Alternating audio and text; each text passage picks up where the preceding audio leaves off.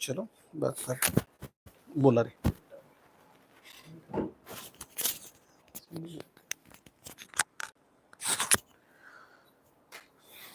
तो आज गुरुवार है, फिर भी तय हुआ है कि हम प्रश्न उत्तर के जरिए बात करेंगे। आज की तारीख 28 मार्च। जो टेम्परेचर आज के दिन में बहुत बढ़ चुका है, कई लोगों को कई दिक्कतों का सामना टेम्परेचर बढ़ने की वजह से करना पड़ रहा है।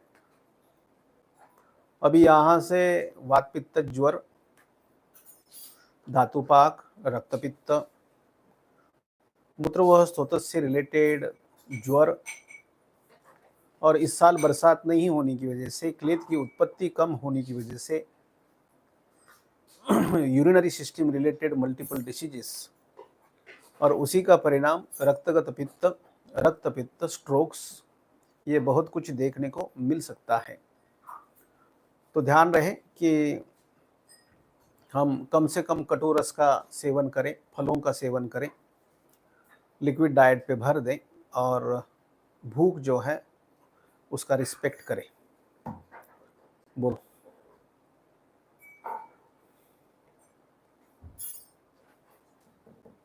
काही प्रश्न आहे का? बंद करायचे?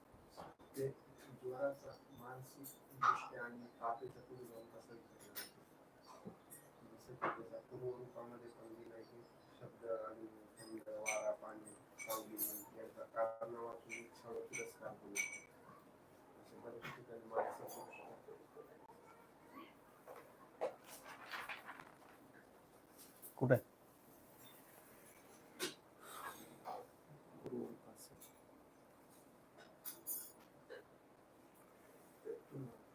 तो यहाँ पे प्रश्न है कि ज्वर और साइकेट्री, ज्वर का मनोह स्रोत पे होने वाला परिणाम।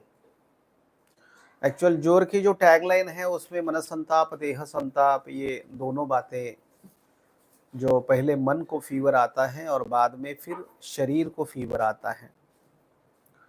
About psychiatry and psychological disorders, only उन्माद अपस्मार, ये दो ही जगहों पे मानस शास्त्र दिया नहीं है। अगर आपको आयुर्वेद में का मानस शास्त्र ढूंढना है तो आपको पूरा सूत्र स्थान से लेकर इंद्रिय स्थान तक मानस शास्त्र से जुड़े हुए जो भी वर्ड्स है उनको कनेक्ट होना पड़ेगा, तभी आपको साइकेट्री पता चलेगी। कुछ देर पहले एक्चुअली एक बच्चों के बारे में मैं समझा रहा था सभी स्टूडेंट्स को कि इसमें बहुत ही ज़्यादा चिड़चिड़ापन था जब उसने हमें ज्वाइन किया था आज से 1.5 महीने पहले। और अंतर्वेगी ज्वर जो है या फिर फिलहाल के कंडीशंस में कई सारे लोग पैरासीटामोल यूज़ करते हैं और फीवर को सप्रेस करते हैं, तो फिर वो कोष्ठगत जो फीवर होता है वो शाखागत हो जाता है। और कोष्ठगत जो बातें हैं सॉल्व करने में थोड़ी इजी रहती है और वही बातें जब शाखागत हो जाती है, मध्यम मार्ग में चली जाती है, तो उसको सॉल्व करने में कई सारी दिक्कतों का सामना हमें करना पड़ता है। तो अंतर्वेगी ज्वर में प्रलाप भी है और अंतर्वेगी ज्वर में लाइक चिड़चिड़ापन, ये भी तो एक सिम्टम है। जब शाखागत यानी रस से रक्त में जब ज्वर चला जाता है तो अम्ल विपाक की सभी ब्लड के कंडीशंस आने के बाद हार्ट का रेट काफ़ी बढ़ जाता है। तो हार्ट रेट बढ़ने के बाद उनकी वो ज़रूरत होती है कि एक्सट्रीमिटीज़ को हिलाना पड़ता है। वो अनस्टेबल से हो जाते हैं, उनकी आंखें घूमती है, वो बड़बड़ापन जो बहुत बढ़िया लगता है शुरू के दिनों में, लेकिन बाद में वही जो उनकी बड़बड़ होती है, माने बहुत सारा बात करने की जो आदत होती है, उससे हमें गुस्सा आने लगता है। तो ये सभी कंडीशंस जो है वो पैरासीटामोल की वजह से या फिर फीवर के सप्रेस होने की वजह से हमें दिखाई देती है अंतर्वेगी ज्वर में। यहाँ पर कुछ बातें जो लिखी हुई है पूर्व रूप में ज्वर के, तो उसमें कुछ पंक्तियां ऐसी लिखी है,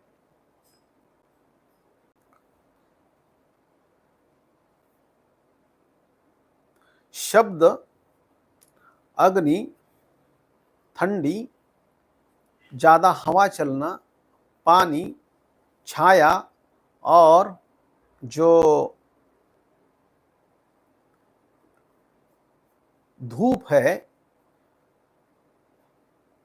इनके बारे में बिना कारण इच्छा एवं तिरस्कार होना, ये भी तो ज्वर का पूर्व रूप है।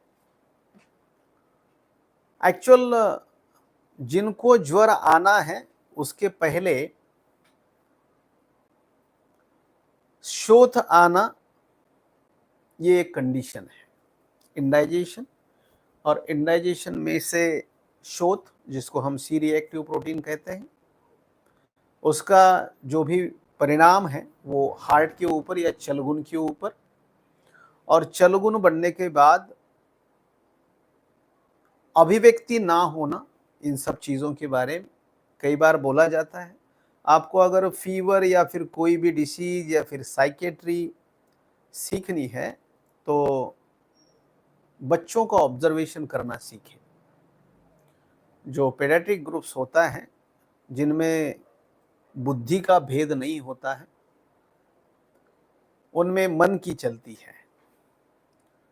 तो अगर मनसंताप देखना है तो उनको ऑब्जर्व करना काफ़ी ज़रूरी होता है, अगर आपको रियल साइकेट्री सीखनी है। क्योंकि हम जब बड़े हो जाते हैं तो हम बुद्धि से लेते हैं, हम खुद को समझदार समझते हैं। पसंद तो आती है जलेबी, लेकिन खा नहीं पाते, अच्छा नहीं दिखता ना। लेकिन बच्चे वैसे नहीं करेंगे। आपका फंक्शन कौन सा भी हो, उनको अगर जलेबी दिख गई तो वो रोना लगेगा, वो बोलेगा कि यार मुझे जलेबी चाहिए। हम क्या सोचेंगे, अरे रिश्तेदार पहले खाए नहीं, पसंद तो है, गरम गरम जलेबी हो रही है, इच्छाएं भी जागरूक हो चुकी हैं, लेकिन हम खा नहीं सकते क्योंकि हम बड़े आदमी हैं। इन शॉर्ट, इन इच्छाओं का दमन करना, ये भी तो साइकोलॉजिकल डिसऑर्डर्स का एक कारण है। अब बात ऐसी है कि हम सी रिएक्टिव प्रोटीन पे थे, जिसका प्रेशर फैक्टर एक्चुअल हार्ट के ऊपर आने के बाद, हार्ट रेट बढ़ने के बाद, ये सभी चीज़ें जो होती है, उसके पहले वाली बॉडी एक हो, ये हो, वो हो, या भूख का कम होना हो, या फिर अत्यधिक खाना हो, या फिर कटु अम्ल लवण रस अग्निमांद्य से जुड़ा हुआ ज़्यादा खाने की इच्छाएं हो, समोसा खाने की इच्छा, सुडो कॉन्फिडेंस हो, बहुत हर्षोल्लास हो, ये सभी चीजें एक्चुअल ज्वर के पूर्व रूप में देखने को मिलती है। तो यहाँ पे एक्चुअल शब्द या फिर अग्नि या फिर धूप या पानी, ये जो स्पर्श करने के बाद हर्ष उत्पन्न होता है या फिर कोई ना कोई रिएक्शन एक्चुअल बॉडी की तरफ से आती है, तो हमें वो बर्दाश्त नहीं होती। जब इंटरनल स्वेलिंग होती है सी रिएक्टिव प्रोटीन, तो बर्दाश्त नहीं होता है ना, क्योंकि उसको जो भी एनवायरमेंट अंदर से चाहिए, लाइक आपके ऊपर पानी डाल दिया मैंने, तो क्या होगा, एकदम से आकुंचन होगा। और मुझे अगर फीवर आना है कुछ घंटों में, अगर मैंने पानी डाल दिया तो आप रिएक्ट करोगे, समझ में नहीं आता। और वही चीज अगर मैं फ्रेश हूं तो अरे नहीं रे, रहने दे, माने रिएक्शन जो है थोड़ा सा चेंज हो जाएगा। इन शॉर्ट, फीवर आपको साइकेट्री के बारे में बहुत सारे इंस्ट्रक्शंस देता भी है और सिखाता भी है, तो ये समझना जरूरी है। Thank you. नेक्स्ट।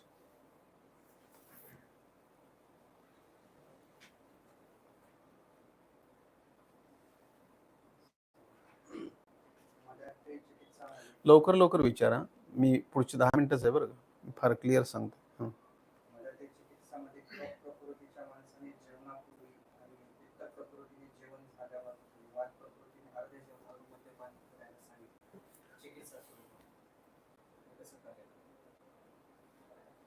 ते तर तुला माहितीच आहे की आता कफाला कमी करायसाठी जेवणाच्या अगोदरच घ्यावं लागेल. म्हणजे क्वेश्चन क्या है उसमें?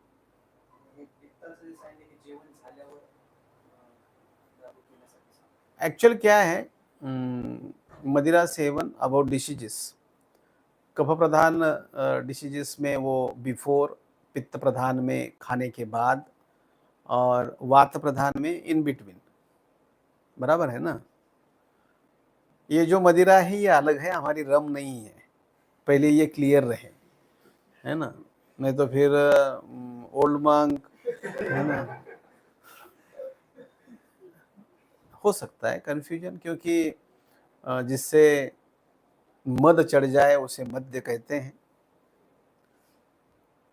तो पहले जो था जैसे द्राक्षा सव है, या फिर इस तरीके की कई सारी चीज़ों से, जो फ्रूट से बनती थी, धन धान्य से बनती थी, या फिर गुड़ डाल के बनती थी, तो ये फर्मेंटेशन प्रोसेस अलग था इन सब चीज़ों के बारे में. और जो चॉइस ऑफ द मदिरा या मद्य, वो भी डिशीज के हिसाब से रहता था. पित्त प्रधान है तो वहां पे द्राक्षा ही यूज की जाएगी, और कफ प्रधान है तो वहां पे कुछ भल्ला तक ही यूज किया जाएगा, माने उससे भी मदिरा बन सकती है. इन शॉर्ट चॉइस जो है वो दोषों के हिसाब से होती है. अब बिफोर क्यों, तो वहां का स्त्यानता का जो गुणधर्म है उसको कम करने के लिए बिफोर है. अब खाना खाने के बाद क्यों, क्योंकि ऑलरेडी मद्य जो है वो excess amount of bile secretion पाचन की प्रोसेस के लिए वो करने वाला है, तो उसको प्रथम अवस्था पाक में ही यूज करना ठीक रहेगा पित्त के कंडीशंस में. और इन बिटवीन जो विषम अवस्था वाला वात है तो उसको इन बिटवीन यूज करने के लिए कहा है. तो ठीक है, लेकिन इसमें मुझे जो इसमें से मैसेज देना है, एक तो मदिरा अभी की मदिरा नहीं है,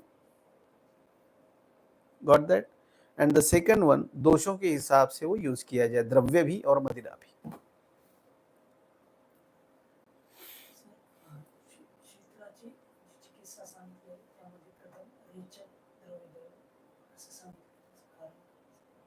एक्चुअल श्वित्र मांसगत लक्षण होता है, और मांसगत के सभी कंडीशंस में पहले विरेचन ही आता है. शोधन के अलावा इसमें कोई बेहतर विकल्प नहीं है अबाउट श्वित्र. चिकित्साएं तो बहुत सारी दे चुके हैं शास्त्रकारों ने. स्थान महात्म्य के हिसाब से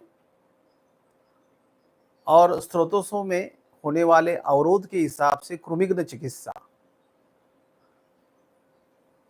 जॉइंट्स के ऊपर जब देखा जाता है तो वात रक्त के हिसाब से चिकित्सा, तो श्वित्र कुष्ठ के आगे की कंडीशन है जो वैद्य और रुग्ण दोनों की परीक्षाएं लेता है. तो इसलिए शोधन से ही स्टार्ट करें, और उसमें भी विरेचन, रक्तमोक्षण, that is most important.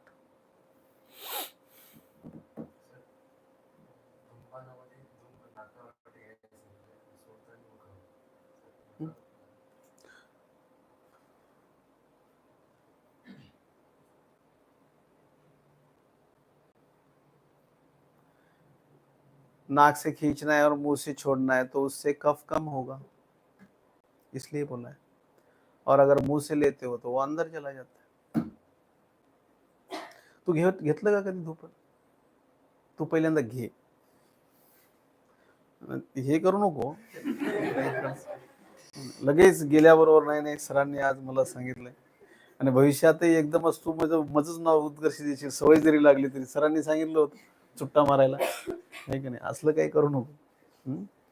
So धूपन actual हो या कोई भी चिकित्साएं हो, कल्पनाएं हो, उपकल्पनाएं हो, आपको अगर रियली इसमें से कुछ सीखना है तो आपको पहले एक्सपीरियंस लेना पड़ेगा, चाहे वो लेप हो, धूपन हो, कुछ भी हो, तो लेकर देखो. इससे खींचने के बाद की फीलिंग अलग है, ज़्यादा वो स्टमक को कवर नहीं करती है। अगर इससे खींचेंगे तो पहले अंदर डालेगा और फिर बाहर निकालेगा, है ना? तो उसकी फीलिंग अलग है। इसलिए पहले आपको करके देखना पड़ेगा।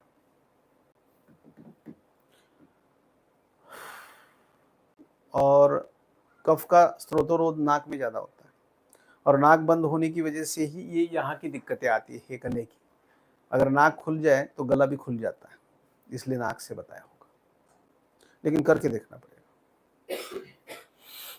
नेक्स्ट।